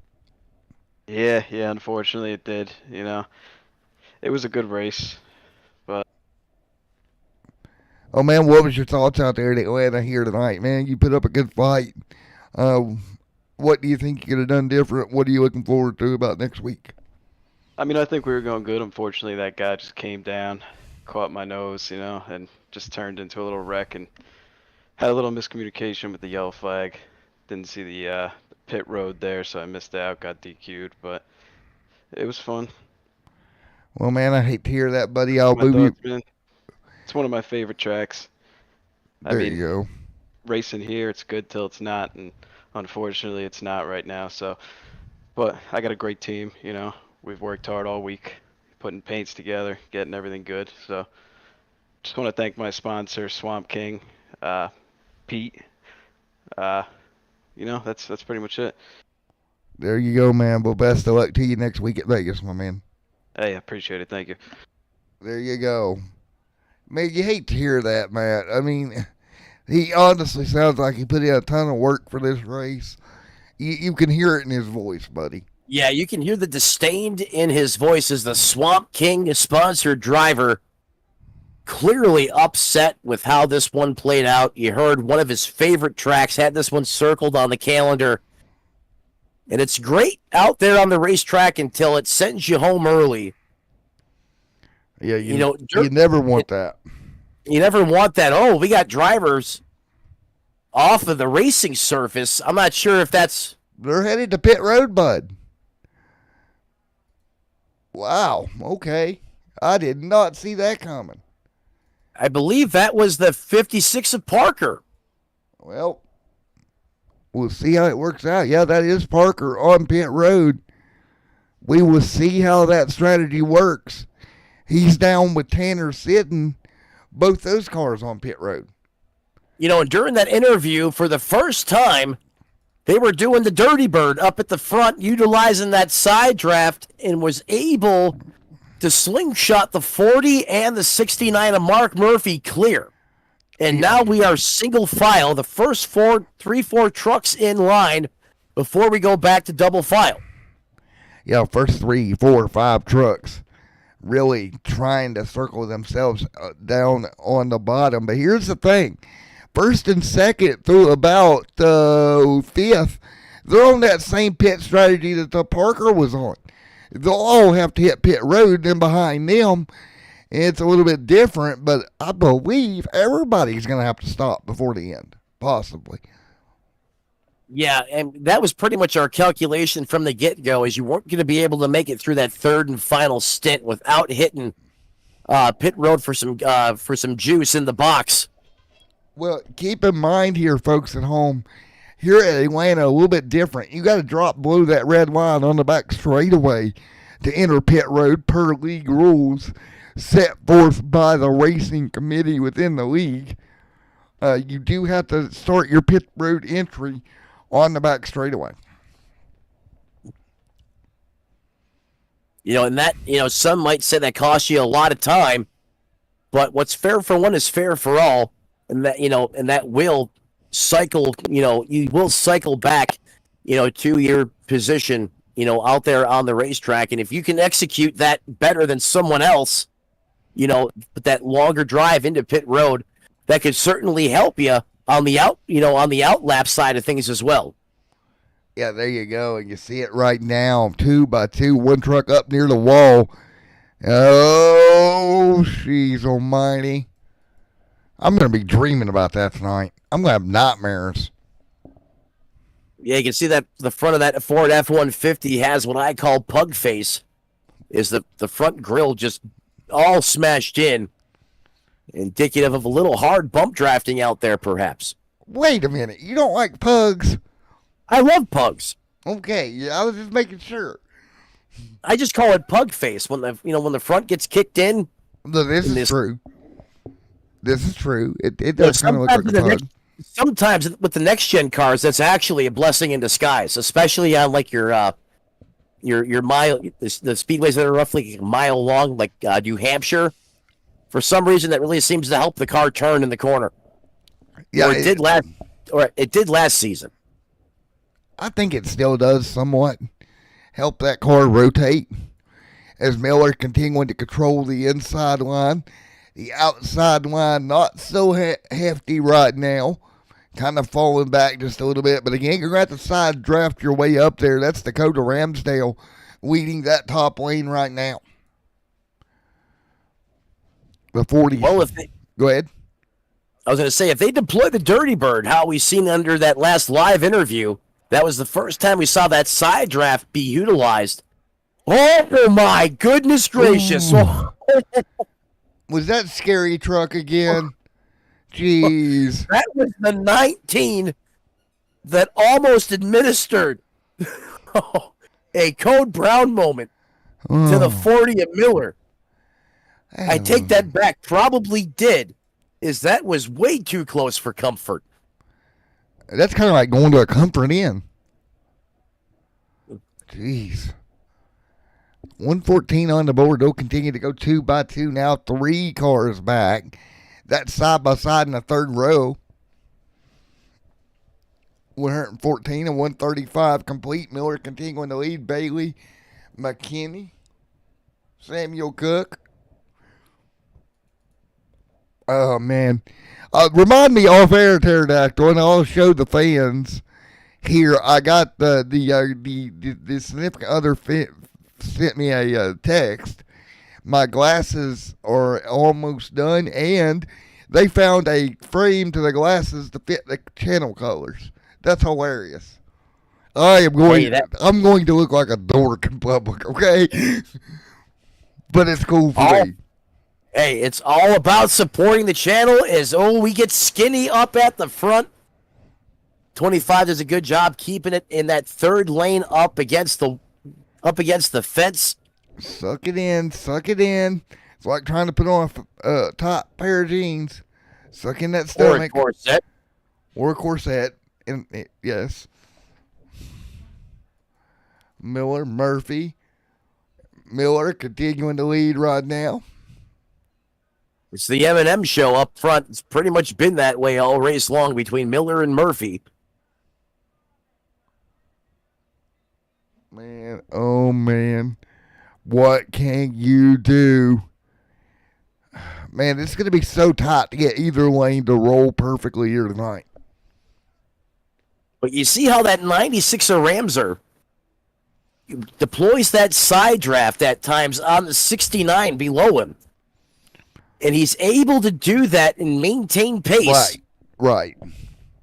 You know, and he was doing that by himself until that second lane has now basically is now arrived there to give him some help. But he was holding himself, virtually, right with that 69 F-150 without any help. And that's how you utilize that side draft. And I still think that's going to become part of the keys to success here to get yourself in victory lane. Is who can do that the best, on a final lap to put yourself in position to win. But here's the problem. If you're Miller, Murphy, even the guys up front, I'm looking at the math here. They're going to have to come to pit road in another 10 laps. That's a given. But if you look there in fourth, Christopher Melton, he should be good till the end. So should Dakota Camper. So should Pat O'Brien back there. And Samuel Cook and a couple more, including Carlos Williams. Williams, yep. So we do have a little bit of a split strategy here. Or do these drivers know something that we don't, and they think they can make it? And just as we say that, look who pulls down off of the racing surface to make a pit road entrance here. Miller, well off the pace as he's going to hit pit road. And Matt, we know, I should say, that when you're out in front leading these trains, you're going to use more fuel than anyone else tucked in behind you in the draft. Yeah. I don't see these guys going past 65 at all. So we're working lap 58 of their stint right now for a lot of these guys up front. And here they go. Here comes the split of the evening. They had to have thought, Pterodactyl, that they were going to get a yellow by now, but they have not. Yeah, looking at the trends of the race, as Larry Mack Reynolds would like to say back in, before he kind of changed his role at Fox, you would have thought there was going to be a caution too, but there is nothing bigger in the gut of the 40 right now than watching that pack go by as you are climbing back up through the gearbox as I currently watch that 40 machine come back up to speed. So Because that's now going to give the lead, I believe, to Easter Day in the 60. now he'll have to pit as well. So will Zane Bailey behind him. The first car that's good to go to the end is going to be Jamie McKinney and Samuel Cook and Dakota Camper. Those guys will be good to go to the end. Man, it's going to get very interesting here. Yeah, place your bets, folks. Who do you think is going to have what it takes to get to the end? Because some of these guys, like Zane Bailey, think they have enough because they've been far enough back in traffic. They've been able to deploy some fuel-saving strategy. I'm not going to say they've got enough to get to the end, Pterodactyl, but I think what they're doing is they're running along. They're hoping that they can catch a caution. By my math here, they should have about 3 to 4 more laps of fuel in the tank. Why not run those 3 or 4 out and hope by some miracle you get a yellow and right there. There they go. Here they come. Yep. Right on your mark. Oh, Zane, be Oh, careful. is he trying to... Oh. Hey, I was talking about it earlier. How critical is that entrance? As something just fell off the wall behind me, scared the bejesus out of me.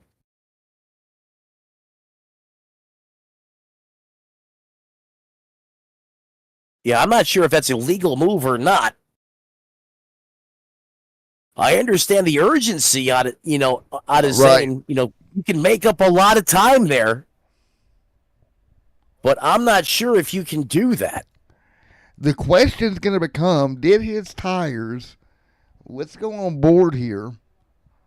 Let's take a look here real quick. Gets down below, which is okay.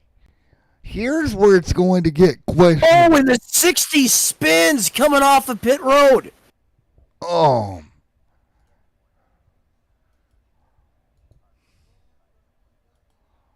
So there we go.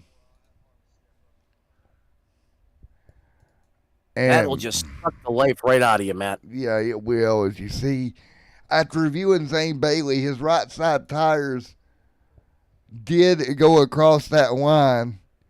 Not that it mattered. He's coming back down pit road again. Man. 10 to go here tonight. What do we always say? The money stop will make you or break you. And that's typically, if you're going to make a mistake, that's when it's going to happen. And 2 of the top trucks tonight, suddenly and shockingly out of this one, is a fall victim to money stop shenanigans.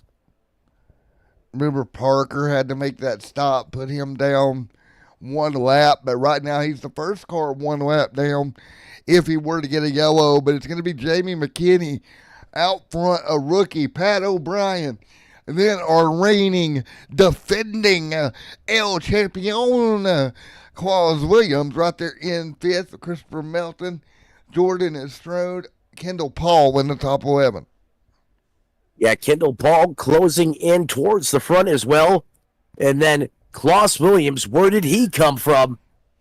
Is suddenly he has thrown his hat into the mix as we are under 10 laps to go.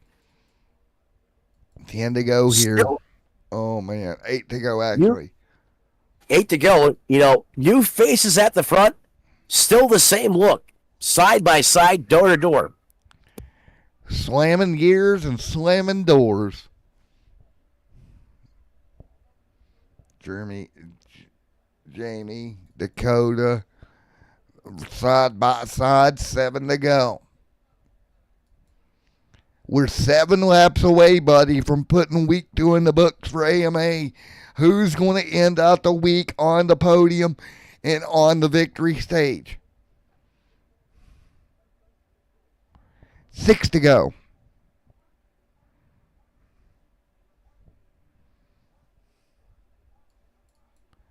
Coming to 6 to go. Things interesting. 3 wide there as well. Other trucks coming back up to speed after they've completed service in the pits. The 90 of McKinney still pilots the way here. 52 is in close proximity. Samuel Cook, another rookie. 2 rookies lead the front of this piece here. Yeah, that's the way they go. It's hanging on right now. It'll be 4 to go this time by. Who is it going to be, Dactyl? I'll say it before, I'll say it again. It's anyone has the opportunity to win this, especially if you're inside the top 5 right now. 4 to go. Look at the momentum shift up to the high side of the racetrack. Dakota, big run. Dakota Camper. Big time run there. It's a camp. Here comes the camper. Come on, oh, tight off the corner, 3 to go.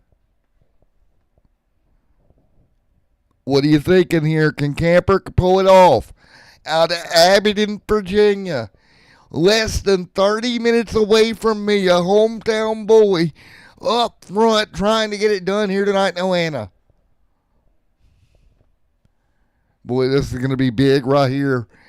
I'll tell you what, that outside line is getting formed up really well. You got the 89 in there melting all over the back of Camper. Pushing for all it's worth. 2 laps to go.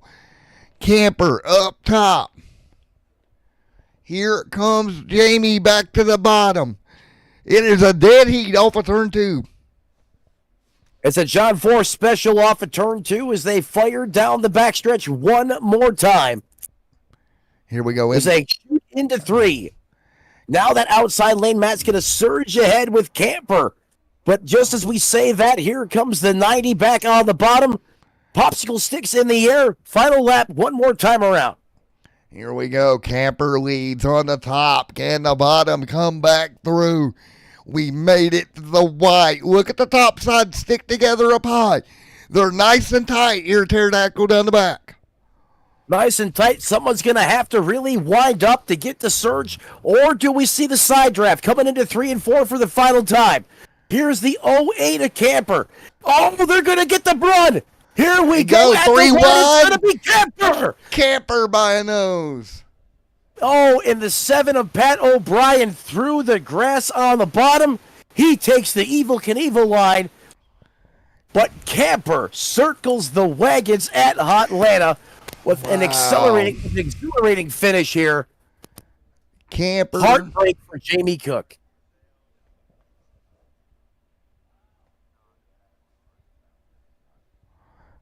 Oh, there we go. How about that? Dakota Camper will lock himself into the playoffs here tonight. Wow. Unreal. That Pat O'Brien may have ran out of fuel in that 7 machine coming down to the line. Is Dakota Camper burns it down, Matt, at the start-finish line. There we have it. Dakota Camper getting it done here tonight, burning it down. Wonderful job for Camp. Let me talk to him. Dakota Camper, it's been a long time. Matt in the booth, buddy. Hey, what's up? Together in place, alive, a church machine. I think you were in that paint scheme tonight, weren't you? Yeah, Gathering Place and Unchained Motorcycle Ministry. As always, buddy. Back to Victory Lane on Extreme Sim TV. This time by in the AMA Track Racer Truck Series, man. Yeah, it was insane race. I think it was Christopher Melton behind me that was pushing. and got me across the line, and it was intense racing. Went in and fueled up there when on that caution. I knew I could make it to the end, and was really surprised to see it go green to the finish. I was too, man. But as always, you put that car up there. You're now in the playoffs. How does it feel knowing you'll be in the playoffs this year? Yeah, it feels good. Hopefully, we can make some noise the rest of the season and rack up some more stage points and playoff points, so we can maybe have an advantage going in. I'd like to have a chance at a championship. That's what the goal is. There you go, man. Well, Pterodactyl, you got anything for him? Yeah, first of all, big shout out to you pulling off the Polish victory lap made famous by Alan Kowicki as he salutes the field. We're going the wrong direction out there on the racetrack. I got to tell you what, man, you unchained that rocket at the right time. You mentioned Camper, your driver of the 89, Melton, really helped you, push you there.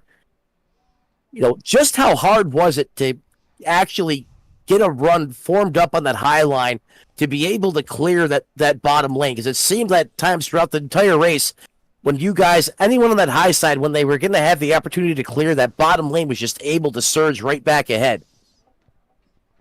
Yeah, it was tough. I think the 89 was up in front of me, and I'm not sure what happened. He dropped back, but I just couldn't get much help, and I was trying to side draft to just stay around third or fourth, beside third or fourth on the bottom line. But once he got up there, I mean, he was pushing me, and it worked pretty good when there was another truck behind me. But yeah, I was thankful to see him come up there, and I was glad he decided to push me. Yeah, often like Daytona here at this new Atlanta, you need a battle buddy, someone out there to work with you. You couldn't have asked for a better dancing partner, I think, than the 89 who stuck with you there until the end. In the playoffs now, how does this change how you attack the season the rest of the way moving forward?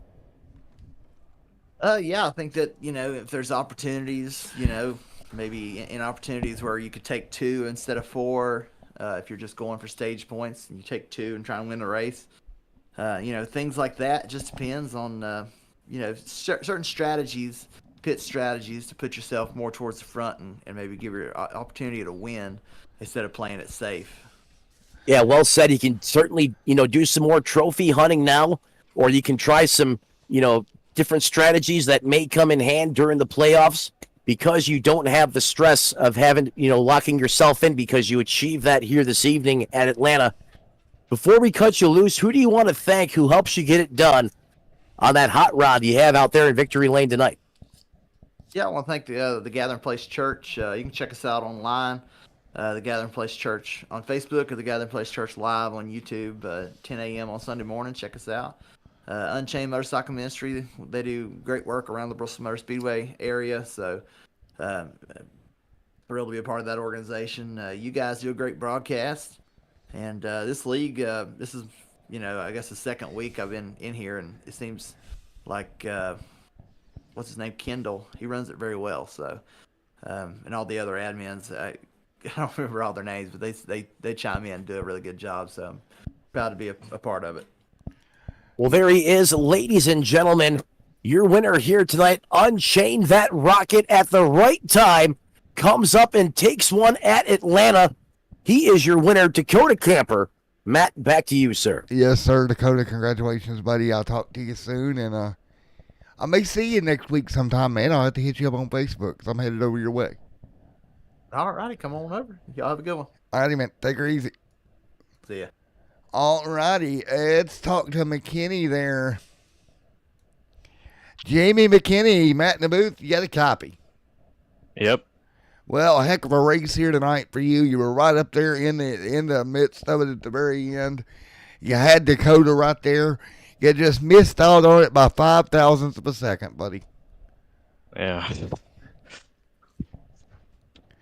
Anything? Can't really say much about it, but I had momentum at the end, and I thought about like moving Dakota up the track, but I just didn't want to. I just rather wanted to race it out, and I got beat fair and square. Well, I can hear it in your voice, man. But no, second place, nothing to hang your head over it all, man. Great run. Yeah, thank you. Main thing I'm focused about is just making the playoffs. I was worried about that more than the win itself. So just we'll move on to next weekend and try to win at Vegas. Yes, sir, man. You did a great job. And I'm looking back at it now, man. The way the field split apart there at the very end, I think that kind of killed your momentum, man. Yeah, kind of did with like some lap cars in a way, but I'm just glad I wasn't collecting any wrecks or whatnot. Well, Pterodactyl, you got anything for him? Matt up in the booth, Jamie. I can hear the displeasure in your voice. I know sometimes a second place, makes it hurt all the more, especially when you had a win pretty much in within an arm's length there. But I mean, a second place, that's still a great finish. Doesn't justify how you probably feel right now, or obviously you wanted to be in winner's circle. But what does this momentum do for you guys in this team? Obviously, you're a rookie in this series. You make a big statement here with a solid performance. And I mean, it was tough out there on the racetrack. It wasn't an easy Sunday drive. I mean, you had to be up on the wheel each and every lap. Talk to me about what it was like on that racetrack under green flag conditions. Just how dicey was it? Well, all I can say is it was pretty dirty all over the place, but like there were a few trucks out on the track that were like way off the pace, so it was pretty scary at times, but can't really say much about it. Yeah, I know what you're talking about. Matt and I caught that during the broadcast a couple times. Some slower trucks out there that made it a little dicey at times, certainly. But I mean, that 90 machine had a lot of performance underneath the hood. You drove one heck of a race, man. You should hold your head high. You go to Sin City next week. What are your expectations moving into Las Vegas? Well, my highest expectations are to win because my greatest strengths are like at mile and halves and probably short tracks. But I'm pretty confident heading into Vegas since it's just your ordinary mile and a half. And I hope it isn't as dirty as it was in this race. Well, there you go, ladies and gentlemen. Comes up just a little bit shy in that second place position. If you're looking for a high stakes bet, go all the way in on Jamie McKinney next week. He looks to perform well or to come back and take what he was due here tonight, and that is a win at Las Vegas. Matt, back to you. Yes, sir, man. A great job, and congratulations on the top 5, top 2 here tonight, bud. Yeah, thank you, buddy. I don't have a third available to us that I see anywhere. Do you see P3 anywhere, buddy? I'm looking for Melton. Yeah. I seen him in the Discord earlier. I don't know where he disappeared to. He's not in Sofa King. He poofed on us like the Fairy Odd Parents. Man, what a night. Yeah, it was a night, and you can just hear, the different emotions from, the drivers that we've spoke to. The highest of the highs, Dakota Camper with that last-minute slingshot move on the high side of the racetrack for the win. The dejection in the voice of McKinney, who basically had the win right there, and it was just robbed from him. Right. It's just so much that happened tonight. Well, Pterodactyl, man, round 2 of the AMA Truck Series in the Buccaroni, and now we go to the Vegas. You know what they say? It's only bigger and badder in Las Vegas. High roller time next week, but you know what I got to do before then? Here in about, what's that, 9 hours time, I got to get climbing in a car at Bathurst and go to the mountain for 12 hours. I'm either going to love it or I'm going to hate it. One of the two, but it happens tomorrow. And there's Melton. Found him. Good thing we stuck around long enough. I found him. Christopher Melton, I passed over you once and I found you, buddy. Hey. Wow. Great run. Top 3 tonight, man.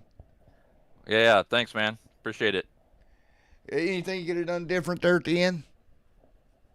No, not really. I mean, the tires were pretty worn, so you got to kind of back up the corner a little bit. So you try to get a run off, but not really. I mean, unless you wreck the guy, and I'm not doing that. Yeah, man. Next week we go to normal racing, if you will. We go back to normal racing there at Las Vegas in 1 week. Yeah, I'm excited about that. Yeah, me too, man. Me and the pterodactyl up here both are excited about that. Yeah, I'm excited to get to some normal stuff and not be at the mercy of of the draft. Yes, sir. And we'll hopefully your truck when we go to Atlanta is going to be running good and you're going to be good to go. Yeah, hopefully. Should be. Appreciate it. And there we go. Well, pterodactyl, you got anything for him? The other Matt up in the booth, I can tell you this, Dakota Camper, very grateful for all the help that you gave him. You think he should probably, I bet you he repays you back at some point in time in the season, because he virtually said in his interview that he couldn't have did that without your help. Well, that was our only chance to get to get anywhere, was to stick together. There was no reason to fight amongst ourselves. So if he won, that's great. It would help me if he won, because I would move up further. Hey, spoken like a true veteran with that statement right there. I can't agree with you, any more than how you just put that. Well said there, Chris. Getting into Las Vegas next week, some might say this is when the season truly starts. I mean, how is your truck in that 1.5-mile configuration when the draft is less?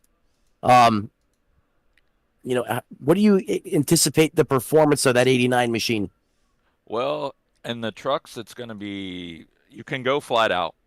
It's going to be flat out for a while if you want to do it, but you're still going to have to, drive smart and save. So I think it's going to drive really good. It's going to be really good.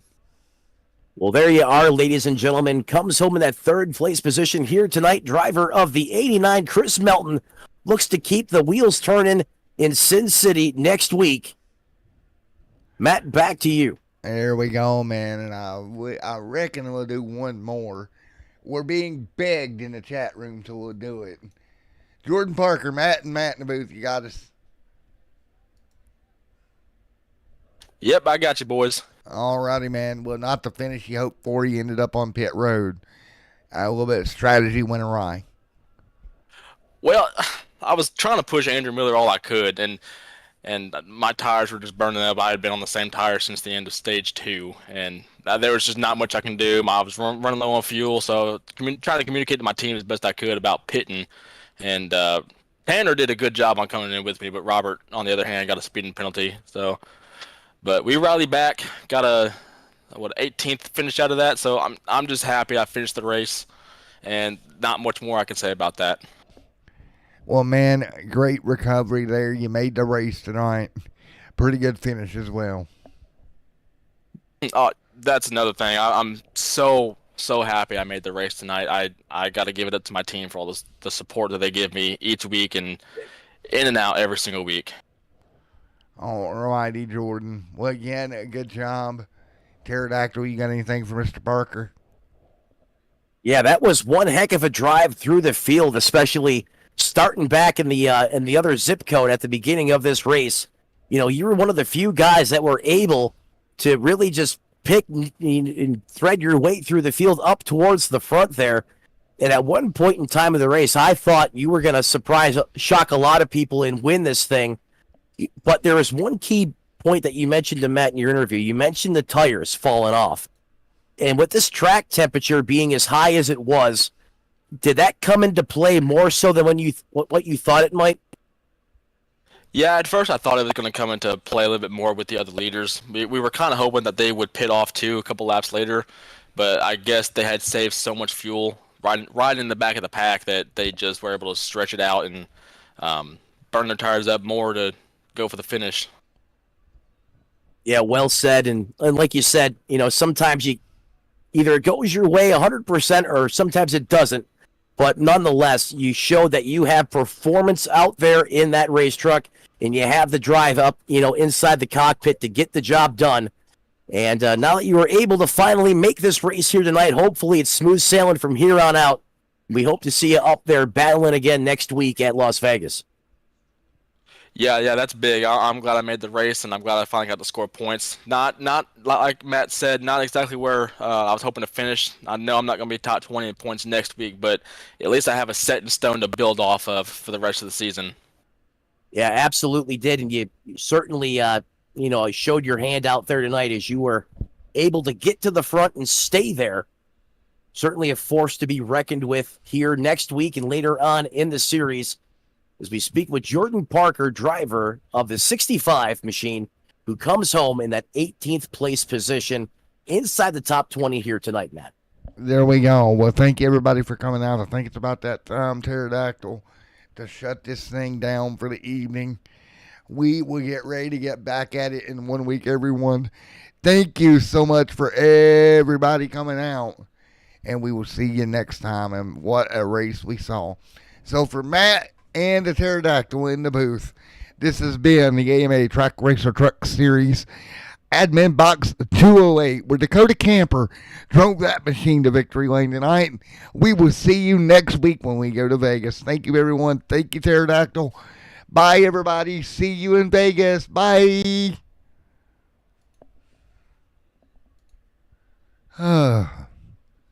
Good deal.